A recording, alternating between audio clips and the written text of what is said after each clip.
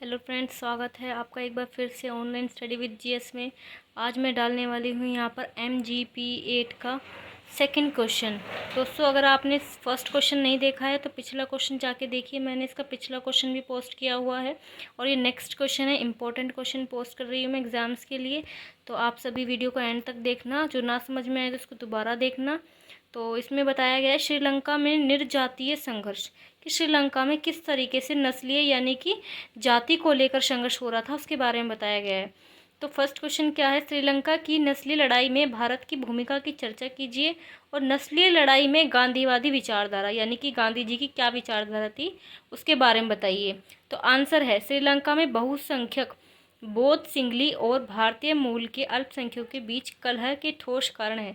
यानी कि कलह का ठोस कारण क्या है कि श्रीलंका में ज़्यादातर लोग जो है बौद्ध और सिंगली भाषा बोलने वाले लोग हैं और बहुत कम जो लोग हैं वो तमिल भाषा बोलते हैं।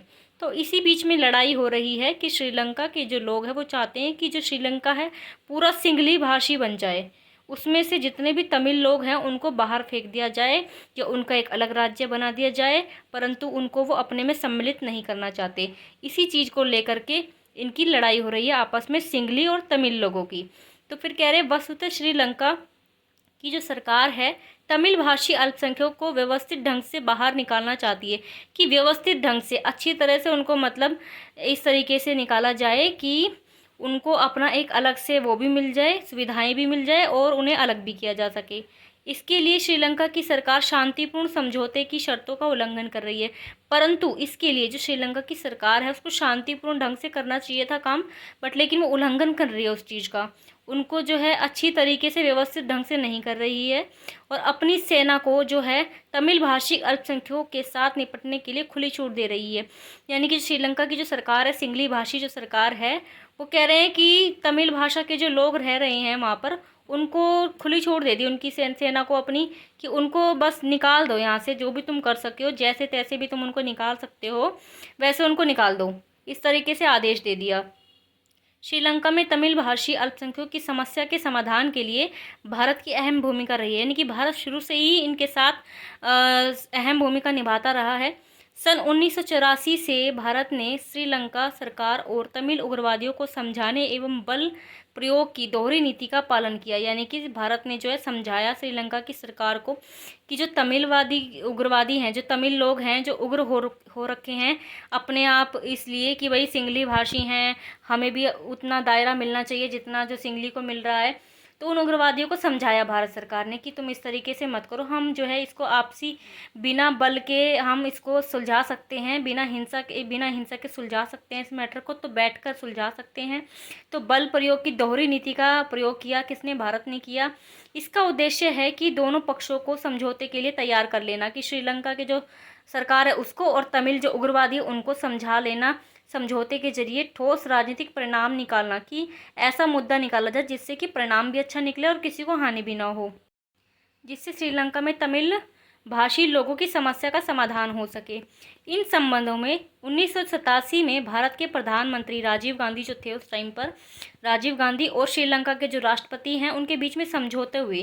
क्या समझौते हुए, इसमें क्या क्या इंपॉर्टेंट पॉइंट्स रखे गए थे इन समझौते में? फर्स्ट पॉइंट था कि तमिल बाहुल्य उत्तरी तथा पूर्वी राज्यों को एक साथ मिला देना, ताकि अलग तमिल राष्ट्रीयता सुनिश्चित हो सके। यानी कि जो तमिल के उत्तरी लोग हैं और जो पूर्वी लोग हैं उन सबको इकट्ठा कर करके एक साथ मिला दिया जाए, जिससे कि एक अलग तमिल राष्ट्रीयता उनको मिल जाए, ये चाहते थे। दूसरा पॉइंट है निश्चय से पहले पूर्व, उत्तरी और पूर्व की प्रांतीय परिषदों का चुनाव करना, कि कोई भी डिसीजन लेने से पहले, कोई भी डिसीजन से पहले जो है उत्तर जो स्टेट है वो और जो प्रांतीय परिषद उनको चुनाव कर लेना, कि वो चाह रहे थे कि हम अलग से ही अपना जो है प्रांतीय यानी राज्य को चुनाव कर ले। अगला तीसरा पॉइंट है जाफना में युद्ध स्थिति की समाप्ति के लिए भारतीय शांति स्थापना दल को आमंत्रित करना, कि जाफना में जो युद्ध की स्थिति हो रही थी उसको समाप्त करने के लिए भारतीय शांति की स्थापना कर देना, कि एक ऐसा दल बनाया जाए जो भारतीय शांति को स्थापित कर सके। युद्ध को समाप्त कर सके और जापना में। चौथा पॉइंट है श्रीलंका की एकता और अखंडता को बनाए रखने के लिए श्रीलंका की भूमि को सही रूप से इस्तेमाल करना या दुरुपयोग से बचाना। ये बोला गया कि इस तरीके से हमें निर्णय लेना है कि जो श्रीलंका की जो एकता है और अखंडता बनी रहे और जो उसकी भूमि को जो है सही रूप से इस्तेमाल किया जा सके, उसका दुरुपयोग ना हो। फोर्थ पॉइंट रखा गया, लेकिन भारतीय शांति स्थापना दल के लौटने के बाद भारत की जो श्रीलंका नीति में व्यापक परिवर्तन हुआ। क्या कह रहे हैं कि जो भारत की शांति स्थापना के जो दल हैं उसके लौटने के बाद, वापस आने के बाद, जो भारत की जो श्रीलंका की जो नीति है उसमें जो है परिवर्तन हुआ। क्या परिवर्तन हुआ कि अब भारतीय श्रीलंका के मामले में तटस्थ रहना चाहता है, बशर्ते उस देश के भारतीय मूल के अल्पसंख्यकों को कोई हानि ना हो। कि भारत जो है तटस्थ रहना चाहता है कि भाई अब आर या पार करो, अब मैं तटस्थ रहना चाहता हूँ, उस देश की जो है बस उसकी अल्पसंख्यकों की उसकी उनको हानि ना हो। कितने भी अल्पसंख्यक हैं तमिल लोग, उनको हानि ना हो, बट अब आर या पार होना चाहिए। भारत में भी कई निर्जातीय समस्या विद्यमान हैं। भारत में भी चलती रहती हैं निर्जातीय समस्याएं, का मतलब होता है कि नस्लीय जाति से रिलेटेड जो भेदभाव होता है वो। भारत अब श्रीलंका की शांति प्रक्रिया के लिए भारत जो है इसकी शांति के लिए प्रत्यक्ष मध्यस्थता की भूमिका निभाने के लिए विरोध हो रहा है। विरोध क्यों है कि भारत चाहता है कि जो श्रीलंका का जो समस्या है तमिल भाषी वाला, उसमें जो है उसमें क्या है कि अब अंतर्राष्ट्रीय और राष्ट्रीय स्तर पर उसका जो फैसला हो, मतलब ऐसा ना हो कि बस अब मैं ही उसके बीच में नहीं रहना चाहता। उसमें जो है समाधान जो है अंतर्राष्ट्रीय सहयोग के माध्यम से होना चाहिए ताकि सही फैसला हो सके। इसके अलावा भारत ने नॉर्वे, जापान, यूरोपीय संघ की मध्यस्थता का भी समर्थन किया है। कि भारत ने इसी का ही नहीं, श्रीलंका ही नहीं, नॉर्वे और जापान में भी अपनी मध्यस्थता की भूमिका निभाई है। अब कह रहे हैं कि श्रीलंका निर्जातीय संघर्ष में गांधीवादी क्या विचारधारा है, गांधीवादी का क्या दृष्टिकोण है। कह रहे हैं कि गांधी जी का मानना है कि अहिंसा बुराई के विरुद्ध वास्तविक संघर्ष में मना नहीं करती। यानी कि कह रहा है अहिंसा जो है वो संघर्ष को मना नहीं करती, अहिंसा से भी मतलब फैसले सॉल्व किए जा सकते हैं। ऐसा ज़रूरी नहीं है कि संघर्ष हो, हिंसा हो तभी मतलब मामले सॉल्व होंगे। गांधी जी के विचार से अहिंसा बुराई के विरुद्ध सर्वाधिक बड़ी लड़ाई है। कह रहा है गांधी जी कह रहे हैं कि अहिंसा भी एक सबसे बड़ा जो सबसे बड़ा औजार है जो लड़ाई को सॉल्व कर सकता है। गांधी जी ने 27 वर्ष के संघर्ष के बाद भारत के लिए स्वतंत्रता प्राप्त की थी और आपको पता होगा कि वो अहिंसावादी संघर्ष था, ना कि हिंसावादी। तो गांधी जी ने भी 27 वर्ष के बाद जो है स्वतंत्रता प्राप्त की। यह आज़ादी जो हमें ब्रिटिश शासन से मिली थी और अंतर्राष्ट्रीय समुदाय में हमें सम्मान भी मिला था। तमिल संगठनों द्वारा सामान्य विरोधी का प्रदर्शन धनी व निर्धन व्यक्तियों के सहयोग से व्यापक आंदोलन प्रारंभ करना चाहिए था। तो कह रहे हैं कि भाई तमिल संगठन जो है उसको सामान्य प्रदर्शन करना चाहिए था, धनी निर्धन के प्रति जो सहयोग चल रहा है उसमें आंदोलन करना चाहिए था। गांधी जी की तरह शांतिपूर्ण तरीके से इसमें सरकारी संस्थाओं का घेराव करना चाहिए था।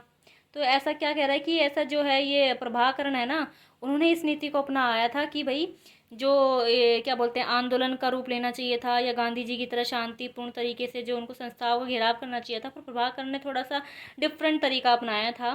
तो इसी तरीके से कह रहे हैं कि सम्मानित पद को वापस करने की सलाह देनी चाहिए थी। तमिल लोगों को सरकार द्वारा आर्थिक तथा सांस्कृतिक साधनों को बंद करना चाहिए था। कि जो आर्थिक और सांस्कृतिक साधन है उसको बंद कर देना चाहिए था तमिल लोगों को, अगर उन्हें अपनी आज़ादी चाहनी है या अपने जो बात को मनवाना है तो। और इसके अलावा कह रहे हैं कि श्रीलंका में निर्मित वस्तुएं और सेवाओं को बहिष्कार करना चाहिए था। यानी कि श्रीलंका में जो भी वस्तुएं बनाई जा रही हैं उनका बहिष्कार करना चाहिए था, उनको प्रयोग में नहीं करना चाहिए था। अगर आप चाहते हैं कि भाई अपने तरीके से उनको अपनी बात को मनवाना है तो उनकी चीज़ों का सबसे पहले बहिष्कार करना चाहिए था। इस संबंध में तमिल शिक्षित वर्गों को सामने आना चाहिए था। उन्हें राष्ट्रीय और अंतर्राष्ट्रीय स्तर पर प्रेस के माध्यम से यानी मीडिया के माध्यम से ध्यान आकर्षित करना चाहिए था कि भाई उनकी इस प्रॉब्लम को फेस कर रहे हैं। उन्हें विदेशों में रह रहे तमिल जो खुशहाल ज़िंदगी जी रहे हैं, विदेशों में जो तमिल लोग हैं उनका उदाहरण देना चाहिए था कि भाई किस तरीके से वो इतने खुश हैं, उनसे अवगत कराना चाहिए था अपने देश को। तमिलों को न्यायालय में याचिका दायर करनी चाहिए थी। नेतृत्व के संबंध में गांधी जी का अनुभव था कि नेतृत्व विरोधी और अपने अनुयायियों को क्रोध भी झेलना पड़ता है। कि नेतृत्व जब करते हैं ना, किसी का लीडरशिप करते हैं तो क्रोध का भी सामना करना पड़ता है हमें, अपने ही लोगों का भी करना पड़ता है, दूसरे को भी करना पड़ता है। तो वही चीज़ है। तो सारे इसमें निर्जातीय संघर्ष बताया था जो श्रीलंका का रहा था, जिसमें सिंगली भाषी और तमिल भाषी के बीच में था। तो ये मैंने आपको दोस्तों बता दिया है। वीडियो को लाइक करना, शेयर करना, सब्सक्राइब करना चैनल को, ताकि और लेटेस्ट वीडियो आपको मिलती रहे। तो थैंक यू सो मच दोस्तों। नेक्स्ट वीडियो में नेक्स्ट क्वेश्चन जो अगले वीडियो में पोस्ट करूँगी। Thank you so much.